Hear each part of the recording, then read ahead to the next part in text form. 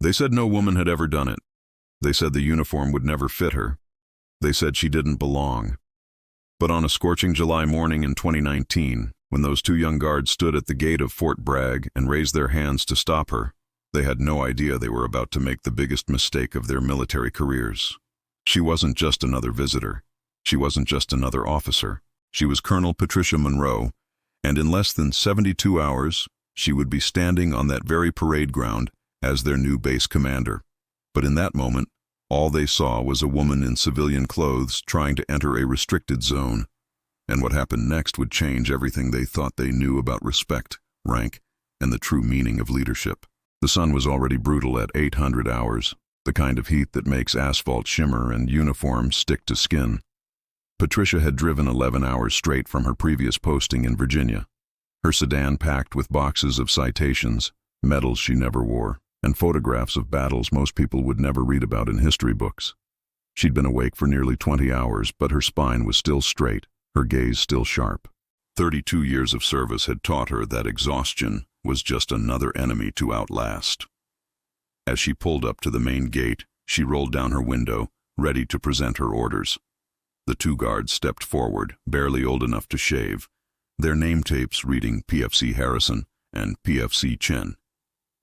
Harrison approached first, his hand already raised in that universal gesture of authority. "Ma'am, this is a restricted military installation. You can't enter without proper authorization." Patricia smiled, the kind of smile that held decades of patience. She reached for the folder on her passenger seat. "I have my orders right here, soldier. I'm reporting for duty." But Harrison didn't even glance at the folder. His eyes flicked to her civilian blouse, her simple jeans, the absence of any visible rank. "Ma'am, with all due respect, this gate is for military personnel only. If you have business on base, you'll need to go through the visitor center." That's when she felt it, that old familiar burn in her chest. Not anger, never anger, just disappointment. She'd felt this before, in boot camp when the drill sergeant told her she'd wash out in a week, in Baghdad when a supply officer refused to take orders from some woman, in Afghanistan when a Colonel Twicer Jr. tried to explain combat tactics to her like she was a tourist. Each time she'd bitten her tongue. Each time she'd let her work speak louder than her words. But this time was different. This time, she was done proving herself. "Son," she said quietly, her voice carrying that unmistakable edge of command, "I suggest you look at these papers." Harrison hesitated, finally taking the folder. Chen moved closer, peering over his shoulder, and then she watched it happen, that slow-motion realization, the color draining from their faces as they read the header. Assignment orders, Colonel Patricia J. Monroe, Commanding Officer, Fort Bragg Garrison. Harrison's hands started to shake. The papers rustled in the wind like dried leaves. Chen actually took a step back, his mouth opening and closing like a fish pulled from water.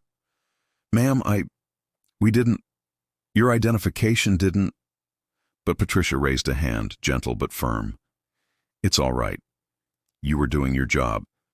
But let me tell you something, and I want you to remember this for the rest of your careers." She paused, letting the weight of the moment settle. A uniform doesn't make a soldier. Neither does a rank insignia or a crew cut or how loud you can yell. What makes a soldier is the commitment to serve something bigger than yourself. It's showing up when you're tired. It's doing the right thing when no one's watching. It's respecting every person who walks through these gates, regardless of what they're wearing, because you never know what battles they've already fought. The words hung in the humid air like a prayer. Harrison straightened, his hand snapping to a salute so crisp it could cut glass. "Yes, ma'am. Colonel, ma'am, we apologize. Welcome to Fort Bragg." Patricia returned the salute, but she didn't drive through. Not yet. "What's your story, Harrison? Why'd you join?" The young private blinked, caught off guard. My grandfather, ma'am. He was Army. Vietnam. He died before I could really know him, but my grandmother told me stories. I wanted to honor him." Patricia nodded slowly. "And you, Chen?" "My parents were immigrants, ma'am. This country gave them everything. I wanted to give something back." She felt her throat tighten, that old familiar ache. These boys weren't her enemies. They were her legacy. They were the reason she'd survived the impossible, climbed the insurmountable, broken through every glass ceiling they told her was unbreakable. "Then you're already better soldiers than you know," she said. "Don't ever lose that. And don't ever judge a person's worth by their appearance." The strongest soldier I ever served with was a 52-year-old woman who could barely do 10 push-ups. But she ran into enemy fire to pull 3 wounded Marines to safety. She saved my life. Her name was Staff Sergeant Maria Gonzalez, and she never made it home. So when you look at someone, see their heart first. Everything else is just decoration. She could see tears forming in Harrison's eyes now. Good. Let them feel something. Let them remember this moment when things got hard. 3 days later, Patricia stood on the parade ground in her dress uniform, every medal earned in blood and sacrifice gleaming in the sun. 4,000 soldiers stood at attention as the garrison flag was passed to her hands. She looked out at that sea of faces, young and old, men and women, every shade of America, and she saw Harrison and Chen in the front row. They were standing taller than everyone else, their eyes locked on her with something that looked like devotion. After the ceremony, Harrison approached, his voice barely a whisper. "Ma'am, I told my grandmother about you.